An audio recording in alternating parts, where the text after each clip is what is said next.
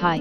Welcome to this session of Our World and Beyond at Interstellar Observatory number 7. We are happy to see you have made it back safely. Come along with us as we open our fifth celestial probe to Jupiter. This chapter we cover the Sun's largest satellite, Jupiter. Fifth celestial probe. The Sun's largest satellite, Jupiter.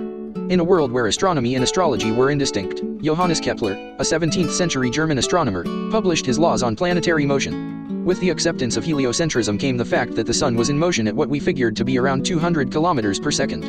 Refining the Copernican view of planets' circular orbit in Epicecles was Kepler's position where orbits were elliptical in trajectory. Publishing Astronomia Nova he analyzes Mars, and in Harmonis Mundi he discusses the harmony in geometrical forms and physical phenomena, but with Epitome Astronomia Copernicani explores heliocentrism and the inescapable Jupiter. Though being born in a free imperial city in Germany, Kepler and many like him were bound by the Roman personification of the fifth planet as Jupiter.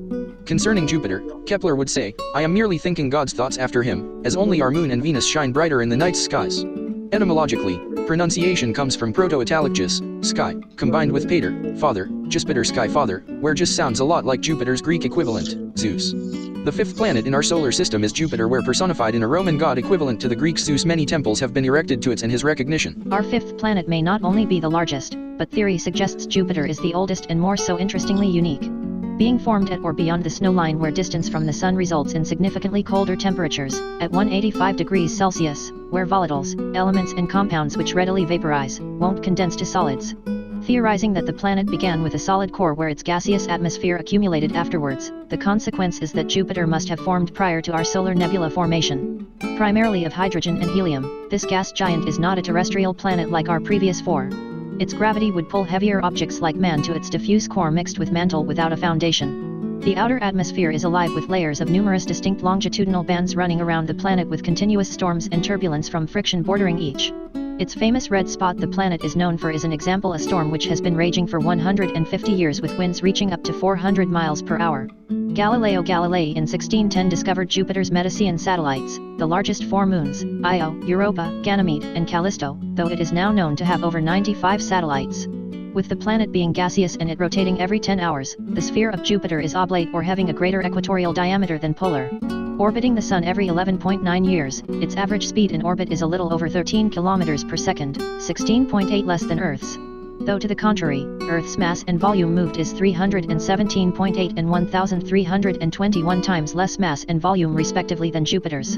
So, Earth is swifter seemingly, but a body a little more than twice as fast can't trump 1/4 the force to move 1,321 times its volume or even 1/10 of 517.8 times its mass.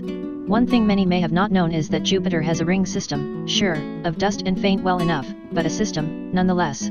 The three main divisions include an inner torus called a halo, a main ring somewhat brighter and a gossamer ring outside. The planet, personified in the chief Roman deity, was equivalent to the Greek Zeus. As the account goes, the youngest of six was Zeus, who was born to Cronos, and Rhea was destined to overthrow his father as Cronos had his, Uranus.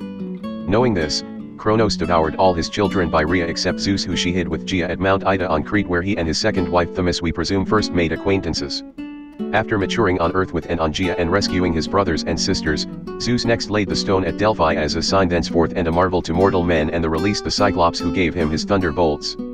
Predestined, Zeus would lead the Olympians from Mount Olympus against the Titans and Cronos on Mount Othrys. The battle lasted all of 10 years with no decisive victory until Gaia's advice to release the 100-handers was taken by Zeus, and once defeated, the Titans were banished to Tartarus. The relationship between Gaia and Zeus becomes phonetically apparent, when combined from an earthly mother and heavenly father. Surpassing challenges by giants to his authority, personified the magnitude of his masculinity, drove a robust appetite for those of opposite gender. Zeus would marry 7 wives, Metis, Themis, Eurynome, Demeter, Mnemosyne, Leto, and finally Hera.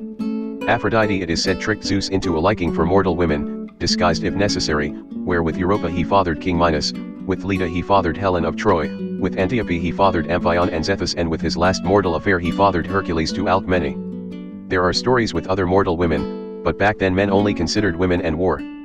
But like previously stated, etymologically, pronunciation. Jis, sky, combined with pater, father, Jispiter sky father, where Jis sounds a lot like Jupiter's Greek equivalent, Zeus. Many temples have been erected to it in his recognition. We can't escape superlatives where Jupiter happens to have the greatest magnitude, and celebrating its grandeur, temples erected prove his effect from the shortest distance of 588 million kilometers away. There were temples of Zeus erected in Greece, in Olympia, Athens, and another sanctuary of Zeus Polias in Athens, Italy, Argregion and Selinont, and Syria, Kyrios, Megistos, Theos, and Hypsistos. Temples to Jupiter are also more than several erected in Rome: Custos, Feretrius, Optimus Maximus, Stator, 2nd and 8th century BC, and Victor with others in Baalbek, Damascus, Athens, Pompeii, Silifke, Split, Terracina, Grand Canyon, and Capitolinus. The fifth planet in our solar system is Jupiter, where personified in a Roman god equivalent to the Greeks Zeus, many temples have been erected to it in his recognition. Understanding Kepler's laws of planetary motion, Jupiter couldn't be avoided. Personified, his Greek equivalent is Zeus in his story of our cosmos. To him many temples are dedicated in ruins, however still standing. That's all the information we have for you at this time. Tune in next time as we cover 6th the planet Saturn in the rings of Saturn's majestic brief. We can't wait to see you there. Until then, goodbye and thank you for your time and consideration.